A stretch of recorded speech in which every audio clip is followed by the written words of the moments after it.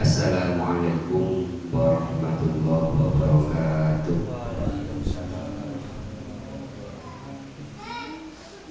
Bismillahirrahmanirrahim.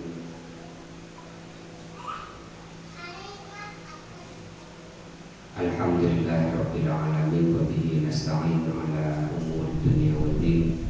Wassalatu wassalamu ala asyrofil anbiya'i wal mursalin sayyidina maulana Muhammadin wa ala alihi wa sahbihi ajma'in.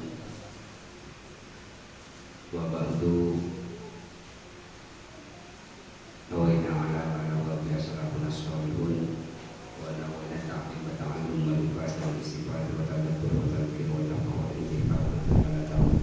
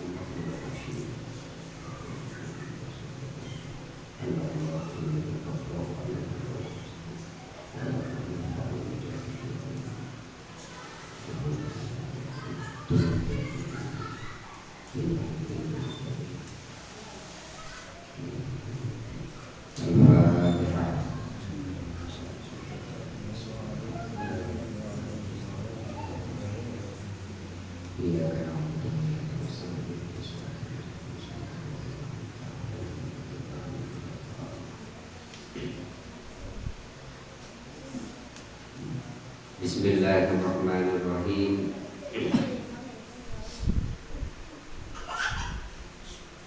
Al-Imam Ibnu Athaillah As-Sakandari radhiyallahu anhu berkata, Al-a'mal suwarun qa'imatun wa arwahuha wujudu sirril ikhlasi fiha. Amal ibadah yang dilakukan oleh manusia itu laksana jasad, bentuk-bentuk jasad,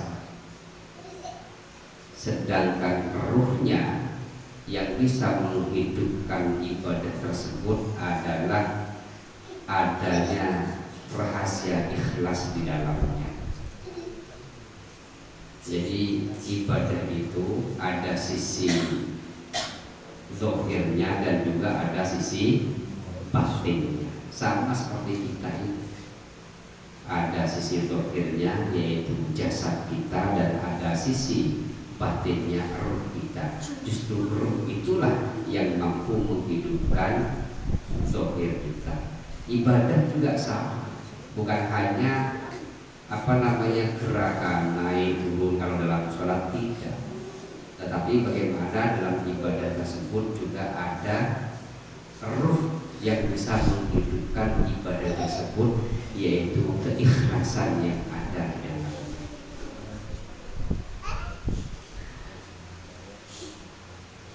Keikhlasan seorang hamba tentu satu dengan yang lain itu tidak sama sesuai dengan makom dan kedudukannya. Orang-orang yang terdorong minal abror, orang-orang yang baik, tetapi dia belum sampai an-muqarrabin, orang-orang yang sudah dekat makomnya kepada Allah. Ini paling mentok derajat keikhlasannya adalah bagaimana amal ibadah yang dia lakukan itu selamat daripada riya, ya, tidak ingin dipuji orang lain, dia bagaimana melawan hawa nafsunya dan semata-mata untuk meraih dan memperoleh apa yang telah Allah janjikan kepada orang-orang yang ikhlas berupa pahala yang begitu banyak, yakni surga dengan berbagai macam kenikmatannya serta ingin selamat dari siksa api neraka. Artinya apa? Tingkatan ikhlas orang yang ada di makom ini, dia sebenarnya sudah berusaha, ya, sudah berusaha mengeluarkan perhatian makhluk Allah di dalam dia beribadah pada Allah. Jadi dia sudah tidak sama sekali ingin dilihat, dilirik, dipuji oleh orang. Tidak. Dia sudah mampu mengeluarkan itu semua di dalam hatinya. Tetapi dia masih ingin mendapatkan balasan, imbalan dari Allah Subhanahu wa Ta'ala. Ingin pahala dan ingin selamat daripada siksa. Orang yang semacam ini adalah orang yang masih duduk di makom iyyaka na'budu, hanya kepadamu kami menyembah. Maka kemudian dia berusaha untuk menunjukkan sikap penghambanya itu dengan banyak melakukan ibadah kepada Allah Subhanahu wa Ta'ala. Nah, keikhlasan orang yang ada di makom ini sebenarnya dia masih melihat kepada kemampuan dirinya dan masih bergantung kepada amalnya. Dia ingin masuk surga, masih bergantung pada amalnya. Dia ingin selamat dari neraka, masih bergantung kepada ibadahnya. Ya sebenarnya tidak masalah, dan ini sudah termasuk ikhlas karena dia sudah aman daripada tidak ingin dipuji oleh orang lain. Wa amma man kana minhum minal muqarrabin, sedangkan ikhlasnya orang-orang yang derajatnya sudah sangat dekat dengan Allah Subhanahu wa Ta'ala, maka keikhlasan mereka sudah melewati dan melampaui keikhlasan derajat orang yang pertama ini. Keikhlasan orang yang sudah ada di makom ini, dia sudah ada pada makom syuhudu infiradil haqqi ta'ala bitahridihi wa taskinihi. Tauhidnya itu sudah sempurna, tauhidnya itu sudah mapan.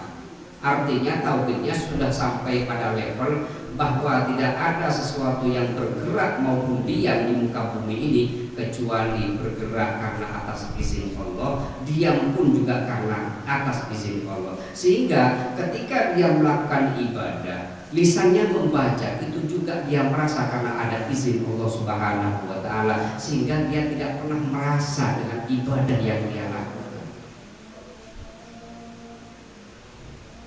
Dia berhasil melakukan ibadah, dia berhasil melakukan zikir, wirid, itu semata-mata karena pertolongan dan izin Allah, sehingga dia sama sekali tidak melihat terhadap amalnya. Yang dia lihat adalah pertolongan Allah Subhanahu wa ta'ala. Maka orang yang semacam ini sudah sampai pada makom wa iyyaka nasta'in, hanya kepadamu kami memohon pertolongan, bahwa kami pada akhirnya tidak akan pernah mampu untuk melakukan apapun, bergerak ataupun diam, kami tidak akan mampu kecuali atas izin-Mu ya Allah. Termasuk kami mampu ibadah itu juga karena atas izin-Mu dan pertolongan-Mu ya Allah. Sehingga perbedaan makom ikhlas yang pertama dengan yang kedua, kalau yang kedua ini sudah tidak membawa dirinya, sudah tidak membawa kekuatannya, tidak mengaku ini kalau bukan karena aku, itu.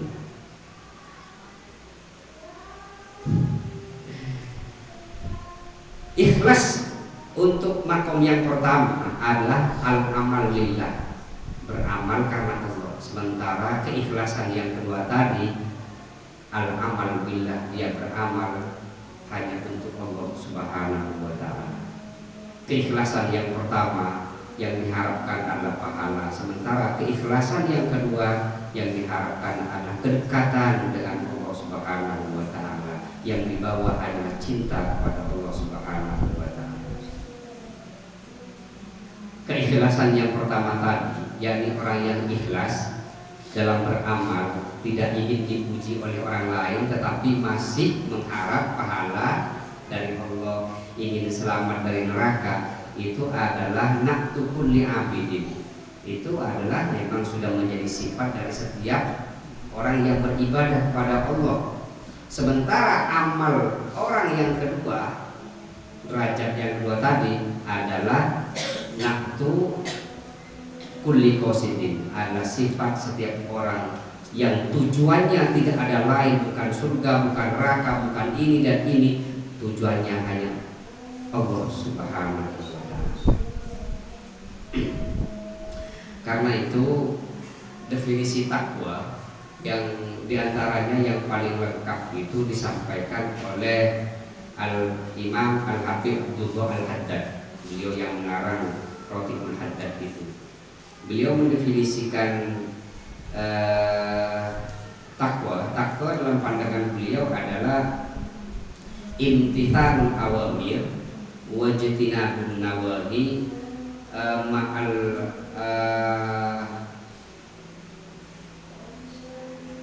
jadi bahasanya begini, takwa itu adalah melaksanakan perintah-perintah Allah, menjauhi larangan-larangan Allah, disertai dengan rasa pengagungan kepada Allah Subhanahu wa ta'ala.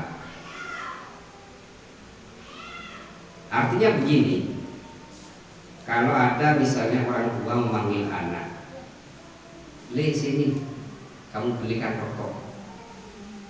Kalau kamu nggak berangkat, ayah pukul. Kalau kamu berangkat, nanti kembaliannya yang 5.000 itu kamu ambil. Tentu saja anak ini akan berangkat, ya kan? Karena berkecamuk dua tadi, ya kan? Antara dapat imbalan atau kalau nggak berangkat akan dipukul. Sementara ada orang tua yang punya anak, "Le, tolong ayah belikan rokok."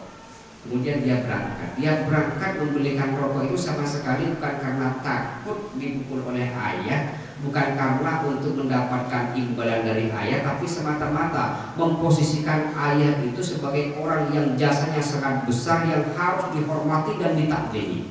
Kira-kira beda atau tidak? Tentu saja berbeda.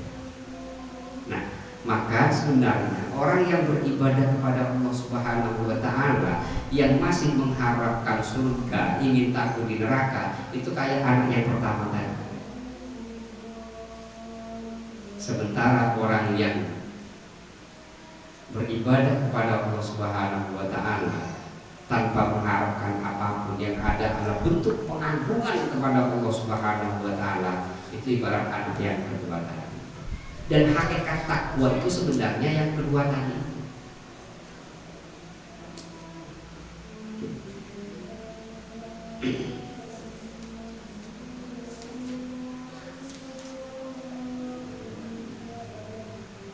Oleh karena itu yang paling penting ya, yang paling penting dalam kehidupan ini yang harus betul-betul kita sadari, bagaimana kita merawat rohani kita, bagaimana kita merawat kalbu kita.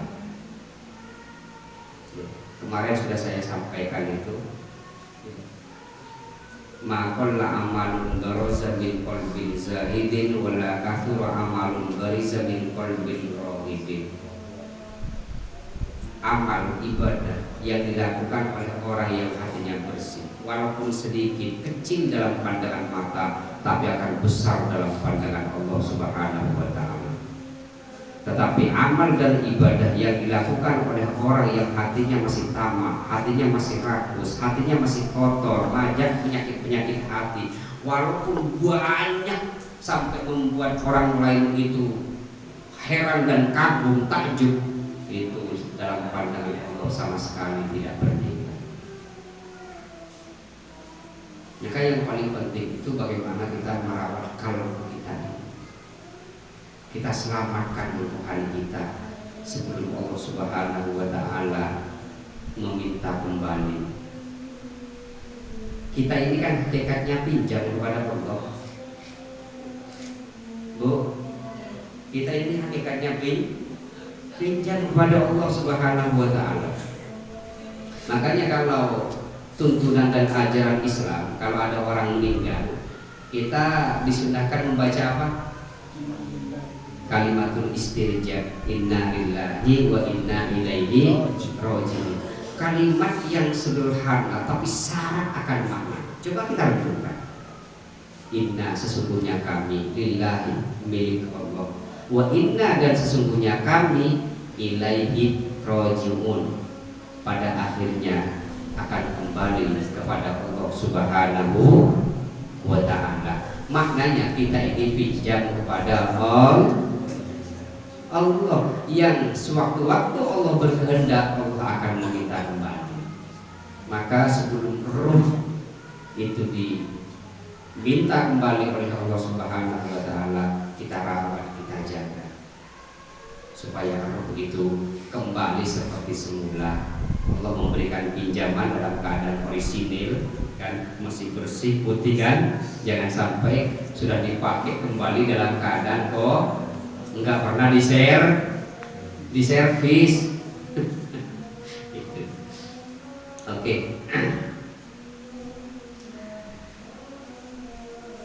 La ya'dhumu dzambu indaka adhamatan tasudduka an husnil dhanni billah.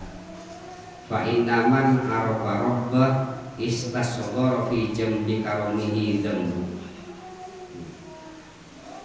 Janganlah dosa besar yang pernah kamu lakukan menghalang-halangimu untuk berbaik sangka kepada Allah Subhanahu wa ta'ala.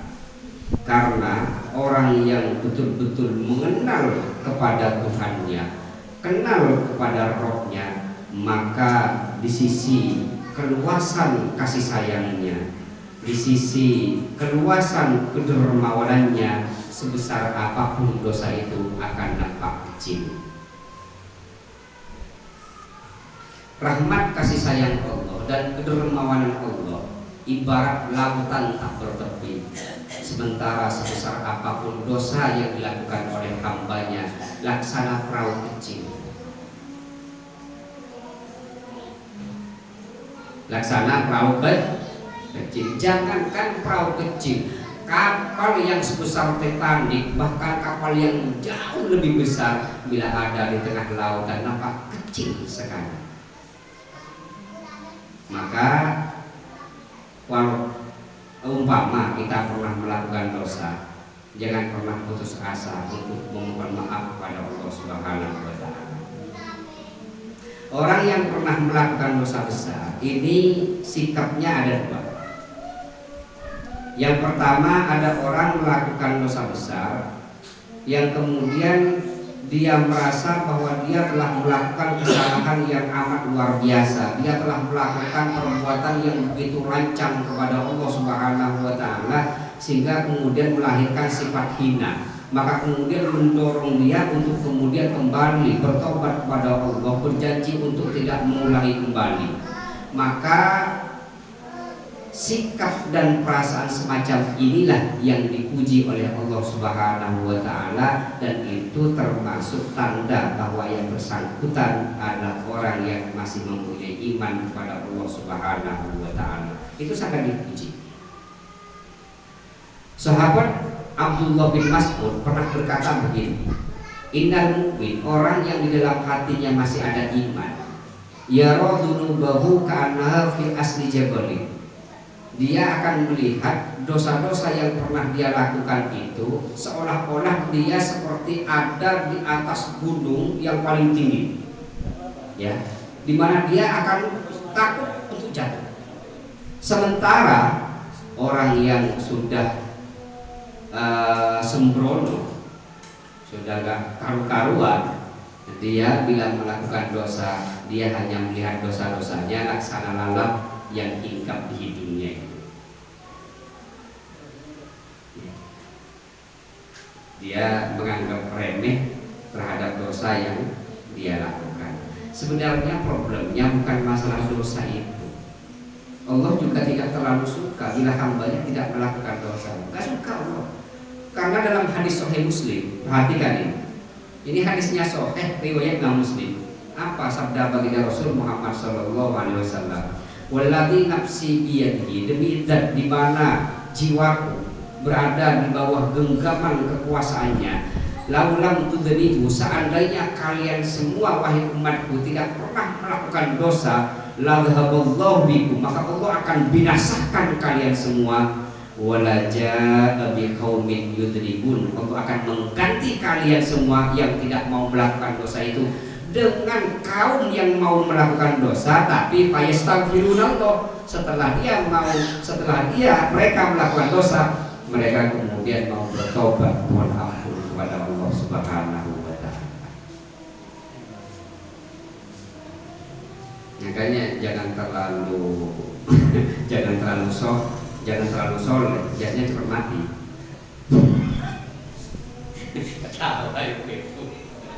Nah, maksudnya begini, manusia ini melakukan dosa itu wajar, pasti. Manusia diciptakan oleh Allah sendiri yang memberikan sifat wa kanal insan zaluman jahula, amat zalim dan amat bodoh. Sudah sifatnya amat zalim, amat bodoh, masih diberi hawa nafsu yang selalu mengajak pada keburukan. Nafsu itu karakter aslinya selalu mengajak keburukan. Ditambah satu lagi ada setan. Sudah lemah, ya kan? Ada nafsu, ada setan. Maka kalau melakukan dosa, Allah maklum. Tapi ketika dia melakukan dosa, dia mau minta maaf, enggak. Dia mau menangis, enggak. Itu dia sebenarnya yang ingin Allah lihat. Rintihan kita, tangisan kita, itu sebenarnya yang ingin Allah lihat. Kalau kita lalai, ya kan, waktu kita selama 24 jam, karunia Allah nggak pernah lepas, Pak. Ada orang kena penyakit sesak kan, sehingga nggak bisa nafas, dibawa ke rumah sakit, oksigen mahal, Pak. Kita sebebas-bebasnya menghirup oksigen dari pagi ini gratis, semua gratis difasilitasi. Tapi waktu kita setiap hari 24 jam, hanya berapa menit yang kita gunakan untuk ibadah, untuk ini, banyak lupanya, Pak. Saestu, ya kan? Jangan kira kita tidak melakukan dosa. Dosa itu bisa dari 4 kemungkinan, kata Imam Al-Ghazali. 1, ya kan, dosa yang dilakukan oleh anggota tubuh badan ini, oleh mata kita. Kalau tidak mata aman, ya mungkin telinga aman, ya mungkin mulut. Ya ini yang paling bahaya, ya kan, tangan dan lain sebagainya. Oh, mungkin anggota tubuh badan ini selamat, aman dari dosa, ya kan. Maka kemungkinan yang kedua adalah hati kita, ya. Ada bisikan-bisikan dari setan yang kemudian kita ikuti. Oh, umpama kita selamat dari tipu daya setan. Yang kedua, mungkin saja dari bisikan hawa nafsu, ajakan hawa nafsu yang kemudian diikuti. Oh, selamat dari ketiga-tiganya. Tinggal satu, Pak, mungkin tauhidnya nggak benar. Mungkin kita itu bersangka kepada Allah Subhanahu wa Ta'ala tanpa terasa dalam hidup kita. Kita umpama menjumpai kesulitan, kita mengeluh, kita sudah bersangka kepada Allah. Hati-hati, Pak. Apakah dikira itu bukan dosa besar, Pak? Orang yang tauhidnya sudah mapan, ingat ya, bahwa tidak ada yang bergerak dan diam kecuali atas izin dan kehendak Allah Subhanahu wa Ta'ala.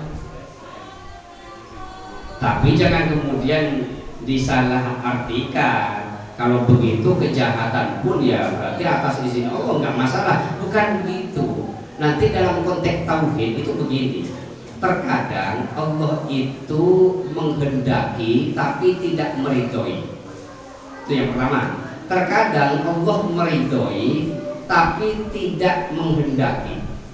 Terkadang Allah menghendaki dan meridhoi.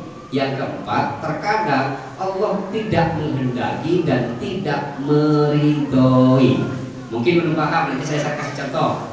Ya. Terkadang Allah menghendaki dan meridhoi. Saya urut dari situ. Allah menghendaki dan meridhoi. Seperti imannya sahabat Abu Bakar. Allah menghendaki. Seandainya Allah tidak menghendaki, sahabat Abu Bakar tidak iman, dan Allah meridhoi karena Allah ridho kepada keimanan. Terkadang Allah itu contoh yang Allah menghendaki dan meridhoi. Contoh Allah menghendaki tapi tidak meridhoi. Seperti kafirnya Abu Jahal, kafirnya Abu Lahab. Allah menghendaki, nyatanya terjadi. Tapi Allah tetap tidak akan meridhoi kekafiran.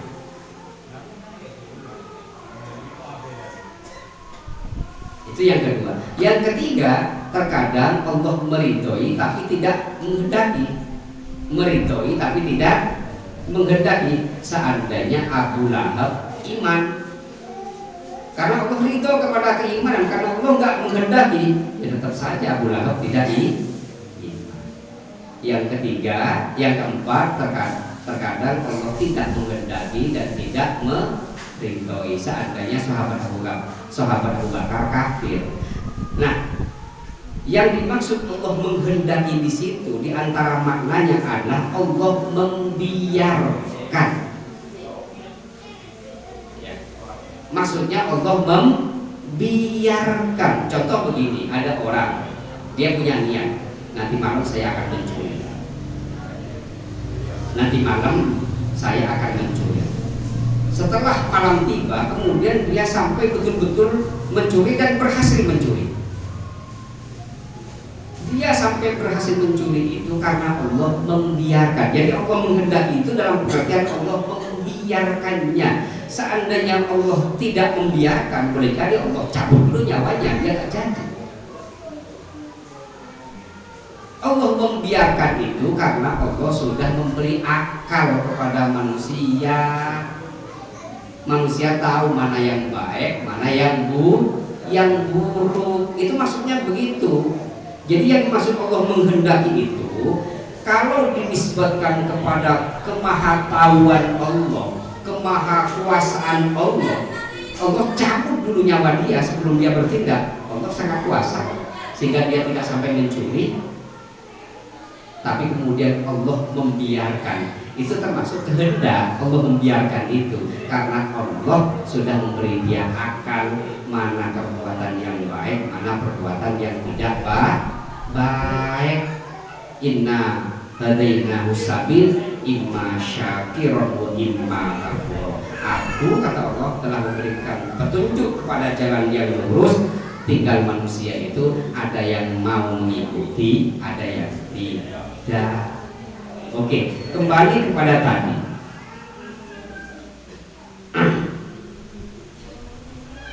Kembali kepada persoalan mengenai dosa tadi, ya. Yang pertama, ada sikap orang yang ketika melakukan dosa besar, dia kemudian merasa takut, merasa dirinya telah melakukan perbuatan yang begitu lancang, sehingga membawa dia kemudian untuk taubat, nangis kepada Allah, berjanji untuk tidak mengulangi lagi. Maka Allah pasti akan mengampuni dosa orang tersebut sebesar apapun dosa. Ada yang kedua, ada orang melakukan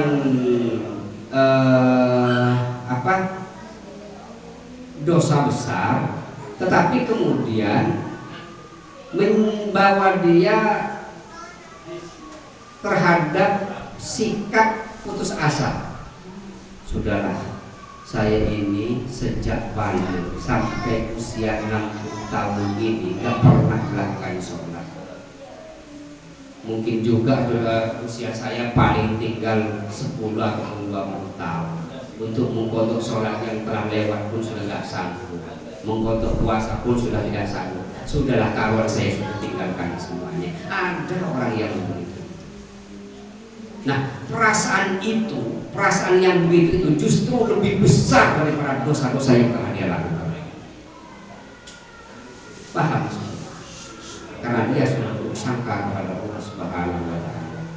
Allah Subhanahu wa Ta'ala telah berfirman dalam Al-Quran, la taqnatu min rahmatillah, innallaha yaghfiru dzunuba jami'an. Kalian semua, ya. Bahkan Allah memanggil kita dengan panggilan yang mesra. Qul li'ibadiyalladzina asrafu ala anfusihim. Katakan Muhammad kepada hamba-hambaku. Coba Allah membahasakan dengan bahasa hamba-hambaku, mereka yang telah melampaui batas. Paham maksudnya melampaui batas kan? Sudah maksiatnya sudah luar biasa melampaui batas, tapi Allah masih memanggil, menyebut dengan bukan durhaka. Sampaikan Muhammad kepada para durhaka itu, pada bajingan dan penjahat, bukan bahasa Allah. Sampaikan Muhammad kepada hamba-hambaku, mereka yang sudah melampaui batas itu. Muhammad, jangan putus asa akan keluasan rahmat kasih sayang Allah. Mohon maaf, tobat kepada Allah. Bahwa siapapun yang mohon maaf dan mau tobat kepada Allah, innallaha yaghfiru dzunuba jami'an, semua dosa-dosanya pasti akan mengampuni. Oke? Bahkan kalau dalam kitab-kitab ini, seandainya ini ada orang,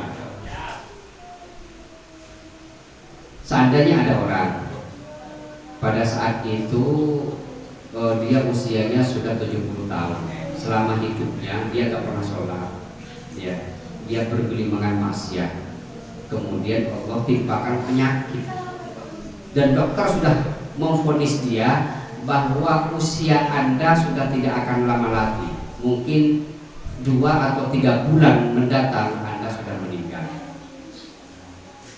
Maka kata ulama, sebaiknya bagi orang yang semacam itu, ya kan, itu sikapnya seperti apa? Kata para ulama, tetap sikapnya harus berbaik sangka kepada Allah Subhanahu wa Ta'ala.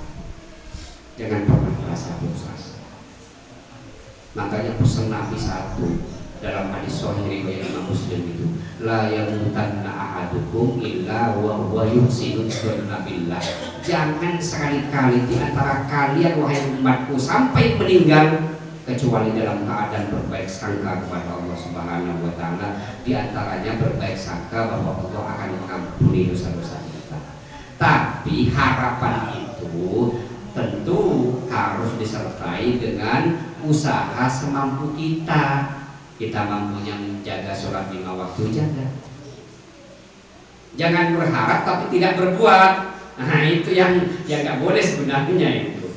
Kalau misalnya setelah insaf dia umur usia 70 tahun dia tidak mampu mengqadha, mohon maaf kepada Allah. Pada saat itu yang mampu dia sholat misalnya dalam keadaan berbaring, sholatlah. Ada kesempatan, dia sempat sholat 1 minggu, sudahlah sholat 1 minggu dan bawalah bahwa Allah akan mengampuni dosanya. Begitu. Makanya kita nggak boleh ngecap orang, itu nggak boleh. Di antaranya ini yang harus betul-betul dalam kitab Al-Hujjah li Thoriqil Haq karya Sultanul Auliya Sayyid Syekh Abdul Qadir Al-Jailani radhiyallahu anhu. Beliau innallaha akhfa khamsatan fi khamsati asya. Allah sengaja merahasiakan 5 perkara dalam 5 perkara yang lain. Ya. Yang pertama adalah akhfa ridhahu fit ta'at. Allah sengaja merahasiakan ketaatan. Allah sengaja merahasiakan keridhoannya di dalam setiap ketaatan, kebaikan. Makanya yang pertama apa?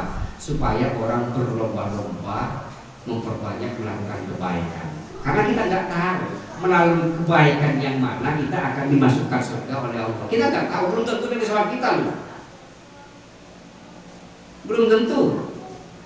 Belum tentu dari haji kita, belum tentu. Makanya kata Nabi, la tahqirunna syai'an minal ma'ruf walau an talqahu ka biwajhin thaliq. Jangan sekali-kali kalian meremehkan perbuatan baik walaupun kecil. Meskipun perbuatan baik itu berupa ketika kalian bertemu dengan saudara sesama agama, kalian menampakkan senyum, wajah yang ceria. Boleh jadi itu yang akan menjadikan kalian masuk surga. Jadi maknanya yang pertama, Allah sengaja merahasiakan ridhonya dalam setiap kebaikan. Satu, supaya kita berlomba-lomba melakukan kebaikan. Yang kedua, jangan pernah menyepelekan kebaikan walaupun kecil. Oke. Yang kedua ini wa akhfa suhtahu fil ma'asi. Allah sengaja merahasiakan dan menyembunyikan kemurkaannya di dalam setiap perbuatan maksiat. Pertama, tujuannya supaya kita semampu mungkin menjauhi maksiat. Yang kedua nih, yang paling parah nih, agar jangan sampai kita meremehkan maksiat walaupun kecil.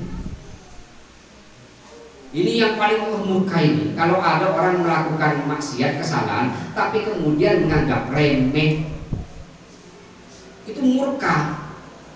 Lebih baik orang melakukan dosa besar tapi kemudian dia mengakui, minta maaf kepada Allah, daripada orang melakukan dosa kecil tapi kemudian meremehkan dosa yang dia lakukan. Makanya ada peribahasa itu, kam rubbatan bin adqala sahibul jannah wa rubbatan adkhala sahibun nar. Ya kan? Sering sekali dosa itu menyebabkan seseorang masuk surga, karena setelah melakukan dosa dia merasa hina, dia menyesal dan mendekatkan diri kepada Allah. Dan sering sekali ketaatan, kebaikan menjadikan seseorang justru masuk ke dalam neraka karena dia sombong dan bangga dengan ibadah, sampai kemudian menjadi takabur dan sombong. Jadi problemnya itu adalah bukan pada dosanya. Allah memang sengaja menguji hambanya bahwa mereka harus melakukan dosa, diantaranya supaya kita ini, manusia ini, ya, tidak pernah merasa sombong. Itu diantaranya. Bahwa siapapun kita ini tetap makhluk yang lemah, tidak ada yang sempurna. Makanya Allah memang uji manusia dengan setan, dengan ini, supaya manusia dalam keadaan tertentu dia melakukan dosa, dan melalui dosanya itu dia kemudian tidak sombong. Itu diantaranya. Nah, ada sebuah kisah begini. Ada seorang lelaki datang kepada Al-Imam Abul Hasan radhiyallahu anhu. Kemudian orang tersebut berkata, "Ya Sayyidi, wahai tuanku, wahai tuan guruku." Nampaknya dia sedang mengeluhkan tetangganya yang suka melakukan kemaksiatan. Dia mengeluhkan tetangganya ini sering melakukan kemaksiatan, ya kan? Nah, dia datang kepada Syekh Abdul Hasan ini karena beliau ulama besar, namanya harum, luar biasa, semua orang takdim dan hormat kepada beliau. Maksudnya supaya tetangganya itu diberi nasihat, gitu maksudnya. Tapi ya kan, ternyata jawaban dari si Abdul Hasan ini ya kan tidak sesuai dengan apa yang diharapkan oleh orang yang mengeluhkan tadi ini. Wahai fulan, jawaban si Abdul Hasan Asy'ari, kau menyampaikan kisah tentang tetanggamu yang suka melakukan maksiat itu, seolah-olah kau ingin Allah itu tidak pernah dimaksiati. Apa iya kau ingin Allah tidak pernah dimaksiati? Jika kau senang Allah tidak dimaksiati, berarti kau ingin ampunan Allah itu tidak pernah turun kepada hambanya, syafaat Nabi tidak pernah sampai kepada umat. Enggak apa-apa, ada orang yang melakukan dosa itu enggak apa-apa, masih ada ampunan Allah, masih ada syafaat Nabi. Yang penting dia mau minta maaf kepada Allah. Mungkin bukan sekarang, besok, lusa, jangan kau ucap, doakan dia. Itu kan. Jadi orang-orang dulu itu begitu, jangan kecap orang ya. Yang ketiga, wa akhfa waliyahu fil khalqi. Allah sengaja merahasiakan kekasihnya, walinya di keramaian manusia. Jangan pernah melihat orang itu dari penampilannya karena pakai sorban ini, terus tentu Pak. Ya. Makanya kalau dulu itu kan dalam hadis Nabi itu rubba ash'asu al-bardi tamrain madhumun bil abwa law aqsama 'ala Allah la abar. Banyak sekali orang yang mungkin pakaiannya compang-camping, ya kan? Rambutnya daul-daul, ya wajahnya kusam, ya kan? Dibentak, diusir oleh orang, tidak diperhatikan, tidak dihiraukan oleh orang. Tapi sekali berdoa, doanya langsung tembus ke langit. Wali Allah ternyata. Makanya kita jangan melihat orang itu dari segi penampilannya. Terkadang ada seseorang itu mempunyai keistimewaan dan hanya Allah yang tahu. Baktinya selamat, mungkin pekerjaannya tukang beca, mungkin ini. Yang jelas, kenapa Allah sengaja merahasiakan kekasihnya di tengah-tengah makhluknya? Padahal, ya, supaya kita itu selalu berbaik sangka kepada siapapun. Jangan kita merasa bahwa kita paling hebat, paling suci dari orang lain, apalagi sampai menyakiti orang lain. Kalau sampai yang disakiti itu adalah kekasih Allah, apa yang terjadi? Man adali waliyan faqad adantu bil harb. Barang siapa yang menyakiti kekasihku, aku kumandangkan peperangan kepada orang itu. Itu yang kita takutkan. Karena itu ada sebuah kalam yang begitu indah disampaikan oleh Al-Imam Ibnu Ajibah dalam tafsirnya Al-Bahrul Madin. Beliau mengutip dari kalamnya Imam Al-Ghazali. Beliau mengatakan begini, wa iyyaka an ta'taqida anna hunaka nasan syarrun minka. Jangan sekali-kali Anda mempunyai dugaan, apalagi keyakinan bahwa di sana ada orang yang lebih buruk daripada Anda. Meskipun Anda adalah ahli ibadah, orang itu ahli maksiat, jangan sekali-kali Anda merasa lebih baik daripada orang itu. Karena tidak ada yang tahu siapa yang akan kembali kepada Allah dalam keadaan beruntung, pun juga tidak ada yang tahu siapa yang akan kembali kepada Allah dalam keadaan celaka. Terkadang Allah ridho kepada seseorang lantaran satu perbuatan baiknya. Pernah dengar enggak dalam hadis Sahih Muslim itu ada seorang perempuan yang sepanjang hidupnya itu dia itu melacur seumur hidupnya meracun, sampai kemudian dia dalam keadaan haus dahaga luar biasa menjumpai sumur.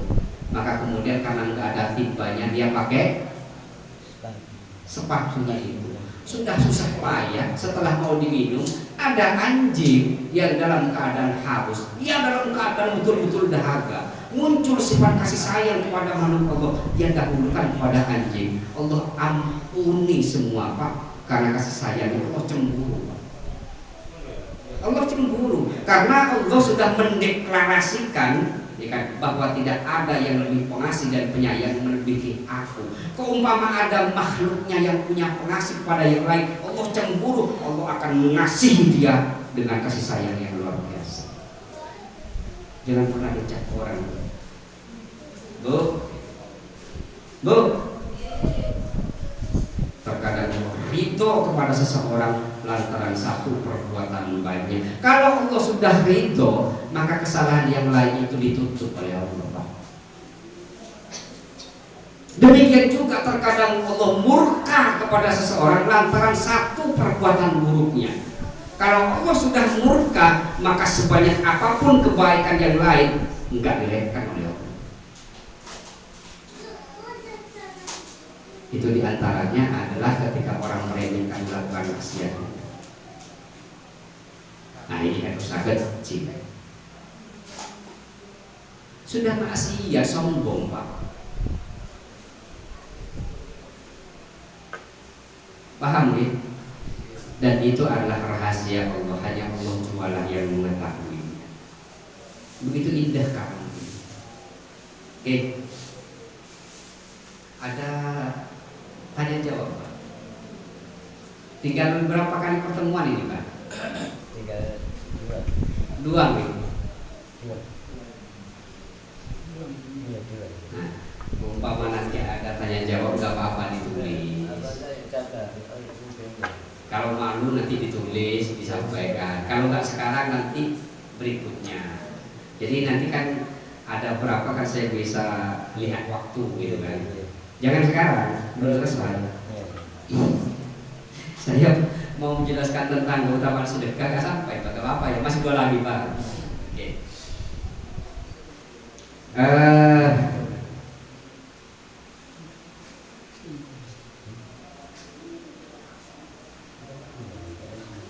La sohirota, ini yang diperhatikan. Tadi kita diposisikan di makom roja. Jadi ada makom roja, ada makom khauf. Keduanya ini harus seimbang Pak. Roja itu adalah berharap akan keluasan rahmat kasih sayang Allah.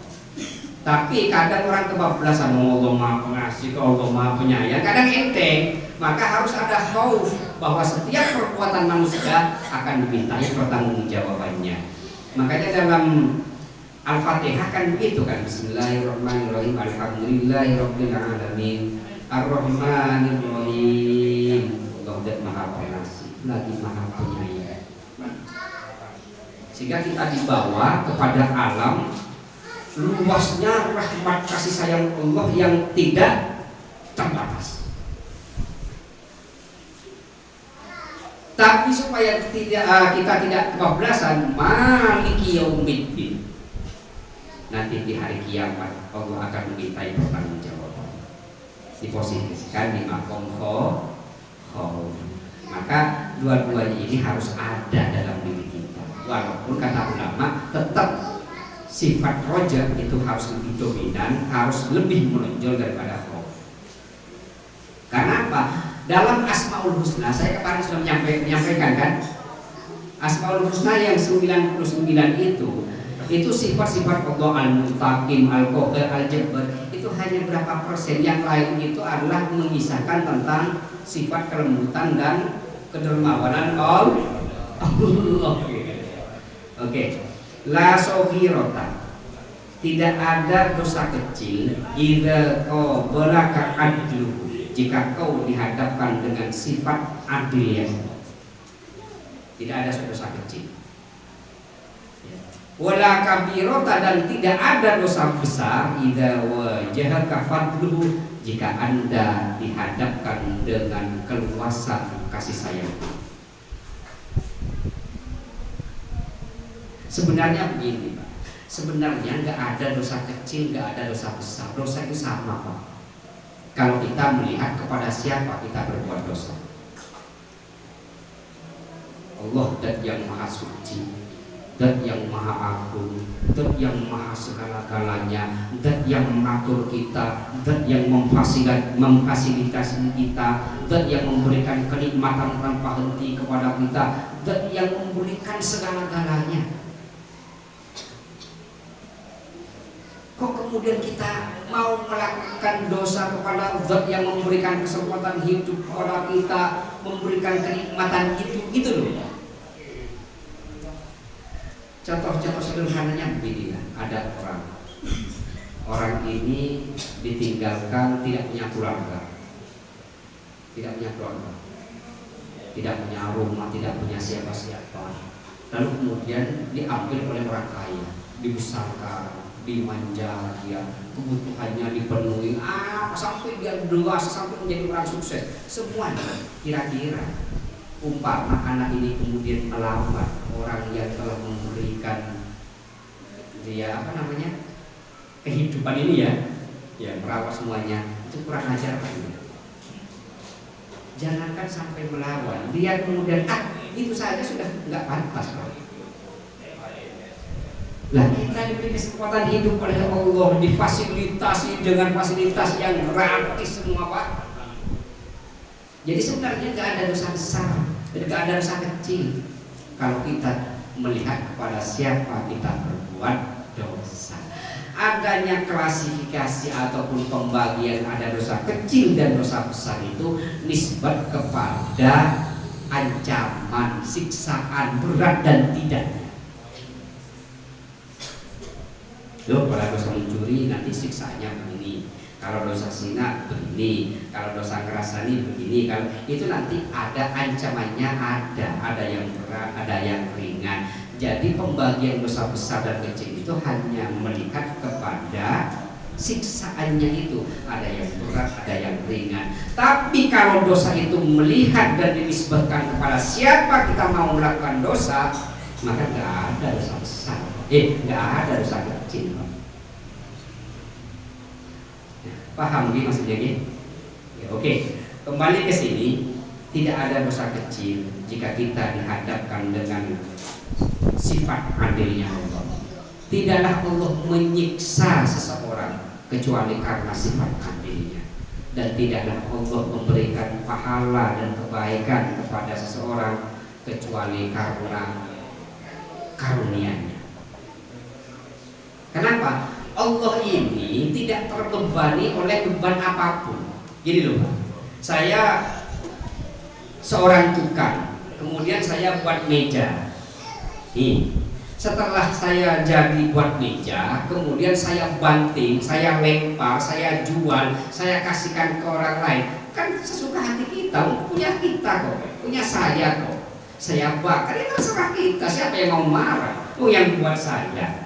Manusia ini yang membuat Allah, menciptakan Allah, Allah lemparkan ke neraka, ya hak Allah. Allah buang ke surga, ya hak Allah. Allah binasakan, ya hak Allah. Sesuka Allah, gak ada tuntutan bagi Allah.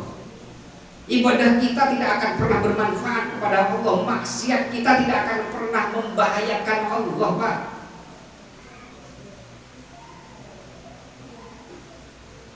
Jadi kalau Allah menyiksa itu karena sifat adilnya Allah. Kalau ada hamba berbuat baik, Allah kemudian membalas kebaikan, bukan kewajiban, tapi itu adalah sifat kasih sayang Allah, anugerah dari Allah.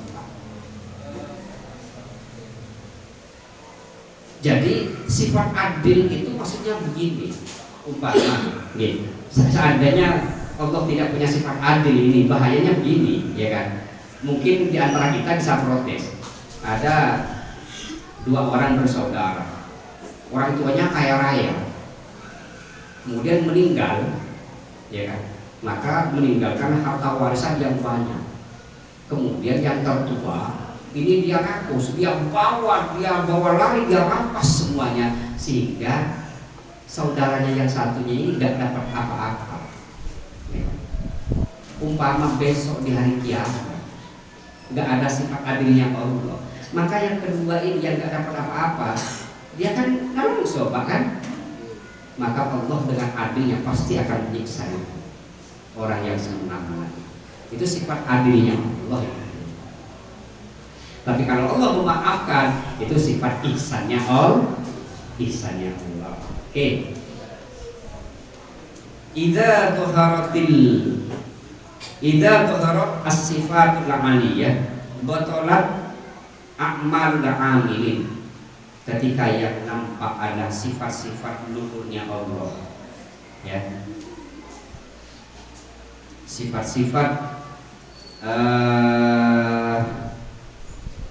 kedermawanan Allah Subhanahu wa ta'ala, sifat-sifat kelembutan Allah Subhanahu wa ta'ala, maka batalat a'malul amilin, maka apapun yang dilakukan oleh seorang hamba itu tidak akan menjadi masalah. Kalau yang lebih nampak dari Allah kepada hambanya ini adalah sifat dermawannya, kesalahan seperti apapun ya sudah dibiarkan oleh Allah.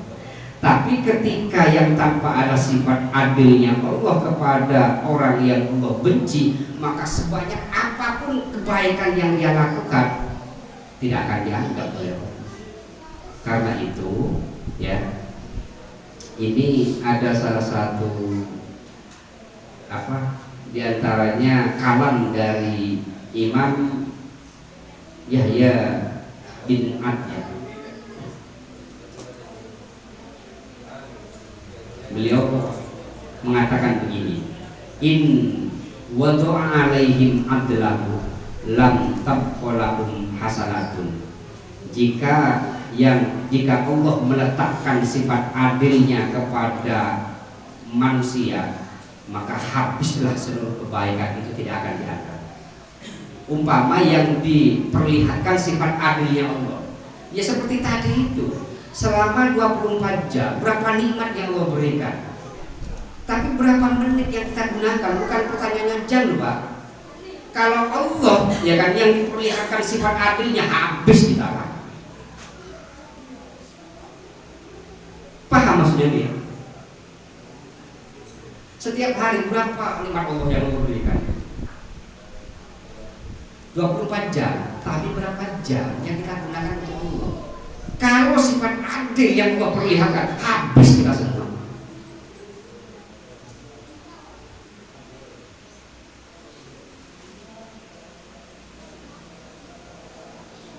Tapi wa inna lahum fadluhu, tapi jika yang diperlihatkan oleh Allah adalah karunia-Nya, sifat dermawannya, lemah lembutnya, lam taqolahum sayyi'atun, maka tidak akan ada keburukan dan kesalahan yang tersisa, semua dimaafkan dan ditutup oleh Allah. Allah punya sifat as-sattar. As-sattar itu ada orang punya kesalahan dimaafkan, maka ditutup oleh Allah, sehingga besok tidak akan diperlihatkan. Bu, ingat ini. Faman ya'mal mithqala dzarratin khairan wa may ya'mal mithqala dzarratin syarran. Itu maksudnya begini, Pak.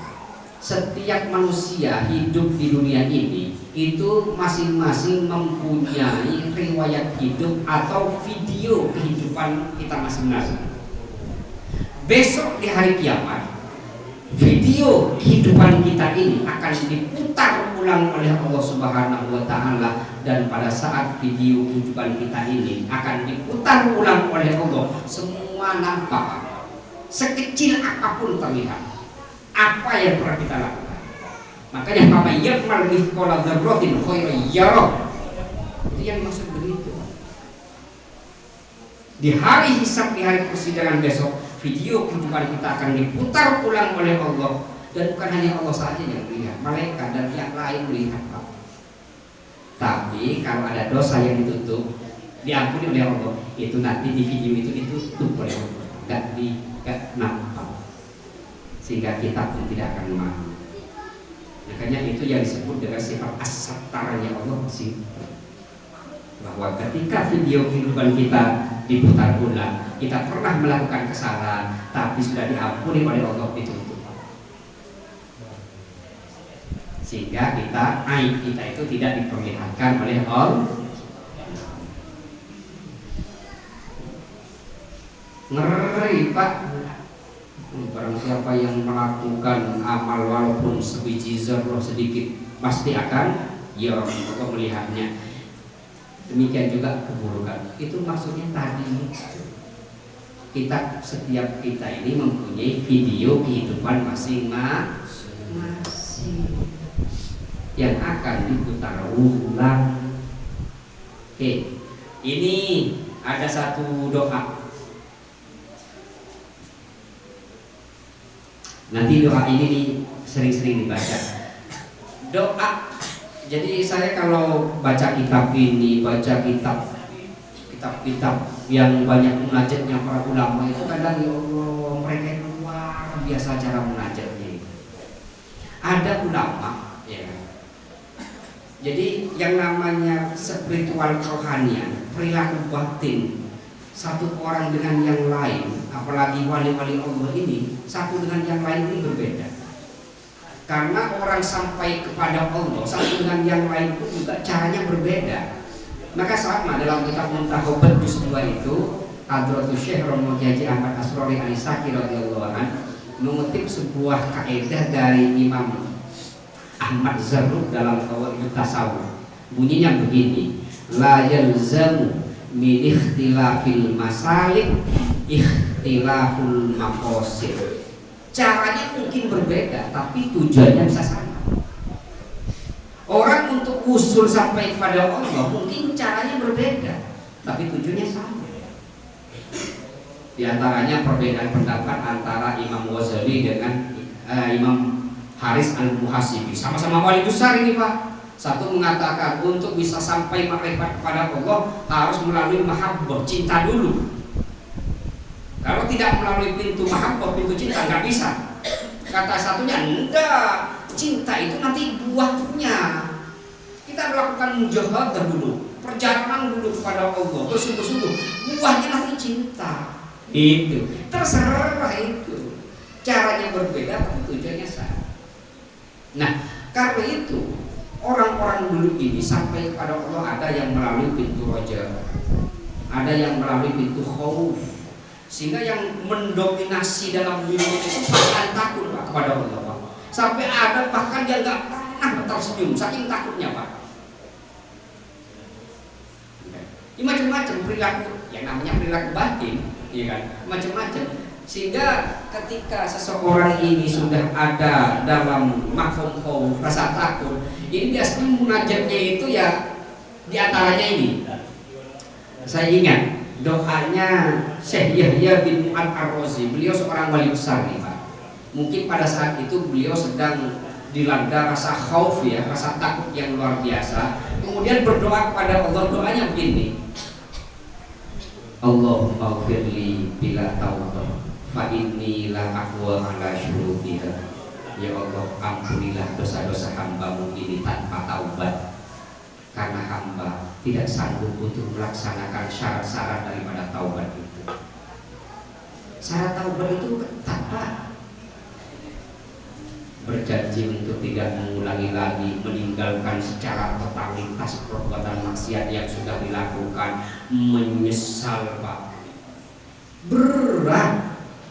Kalau kita ini kan apa namanya Pak, makan sambal kayak mau kapok tapi makan lagi apa namanya, kapok-kapok sambal. Iya. Berat Pak. Sehingga karena rasa takutnya itu kemudian Al-Imam Yahya bin Mu'ad Ar-Razi ini berdoa kepada Allah seperti tadi itu. Ya Allah ampunilah. Kalau nggak hafal Arabnya nggak apa-apa, pakai bahasa Jawa. Ya Allah ampunilah dosa-dosaku tanpa taubat, karena hamba-Mu tidak sanggup untuk memenuhi syarat-syarat taubat itu. Seolah-olah beliau itu ingin mengutarakan perasaannya. Ya Allah, kasih sayang-Mu itu tak terbatas ya Allah. Dan untuk mengampuni dan mengasihi hamba-Mu, Engkau tidak membutuhkan syarat ya Allah. Sehingga ampunan dan kasih sayang-Mu untuk sampai kepada hamba-Mu pun bisa sampai jika Kau berkehendak tanpa syarat. Seolah-olah ingin begitu gitu. Maka kita Pak Bu sering begitu kepada Allah. Jadi Allah itu sangat senang bila melihat hambanya itu akrab kepada Allah. Kayak tadi itu namanya akrab kepada Allah. Pak, nggih. Dan itu tidak harus ketika di ini di rumah sambil termenung jadi akrab dengan Allah, Pak.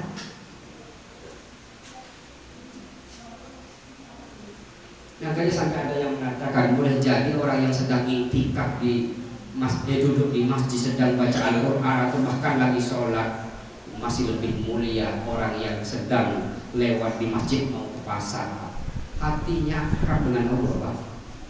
Sedangkan yang di masjid, Pak, sedang sholat, hatinya ada di pasar.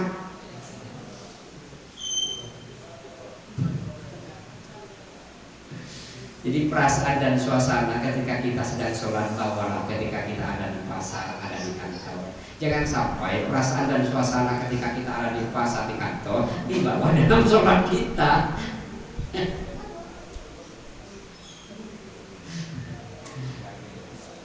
Oke, Bu, oke ya. Kurang sedikit lagi bagi 5:30. Sampun apa? Sampun. Adzan masih lama? Masih lama, Bu. Oh, ya Allah. Untung malaikat enggak menampakkan diri. Kalau mereka menampakkan diri geram malaikat. Ibu ini kalau nonton televisi saja 3 jam buat suruh hadir. Nah, Bu ya, Bu.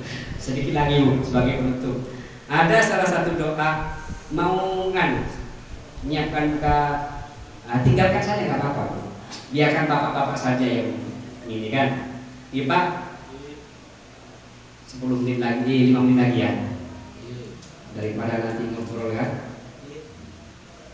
Ini ada satu doa lagi,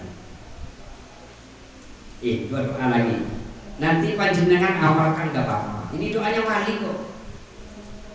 Kalau lagi santai kan, merenung gitu. Ilahi in ahbabtani ghafarta sayyiati wa in maqtani lam taqbal hasanati. Wahai Tuhanku, jika engkau mencintai aku, kau pasti akan mengampuni seluruh kesalahan dan dosa. Tapi jika kau murka kepada hamba-Mu ini, maka seluruh kebaikan-kebaikanku tidak akan kau terima. Salah satu doa yang terindah, yang sangat indah, yang pernah dimunajatkan oleh seorang ulama yang di masanya juga digelari dengan Sultanul Aulia, Syekh Abdul Hasan Asyadili. Beliau itu digelari Sultanul Aulia pada masanya, wali kutub, pendiri Thariqat Syadiliyah. Beliau di masanya juga diberi gelar Sultanul Aulia, raja para wali pada masanya. Al-Imam Abdul Hasan Asy'ari. Salah satu munajatnya ini begini, Pak. Allahumma ja'al sayyi'atina sayyi'ati man ahbabta wa la taj'al hasanatina hasanati man abghadta. Ya Allah, jadikanlah dosa-dosa dan kesalahan hamba-Mu ini adalah dosa-dosa dari hamba yang Mu cintai. Dan jangan jadikanlah kebaikan yang hamba lakukan ini adalah kebaikan yang dilakukan oleh orang yang Engkau murkai.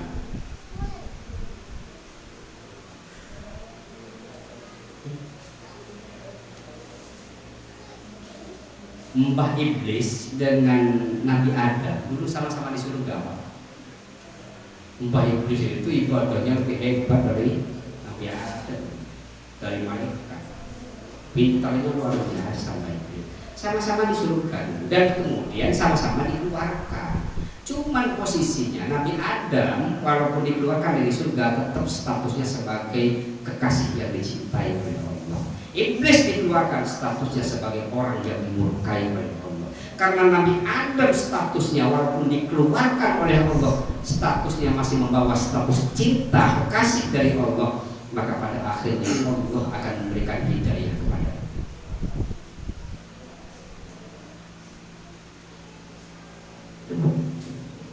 Apa doanya masih ingat ya?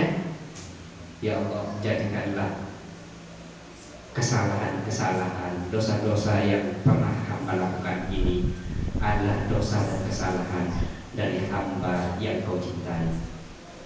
Dan jangan jadikan kebaikan ibadah yang hamba lakukan adalah kebaikan dan ibadah dari hamba yang kau murkai.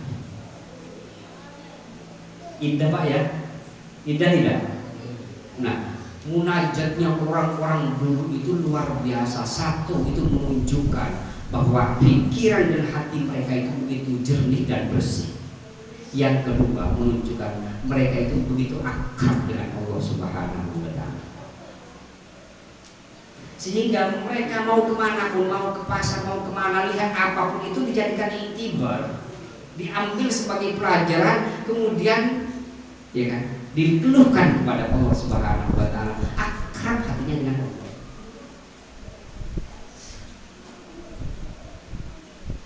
Tapi itu gak mudah kalau tidak dilatih. Harus dilatih. Sampai di sini ada pertanyaan? Boten ya?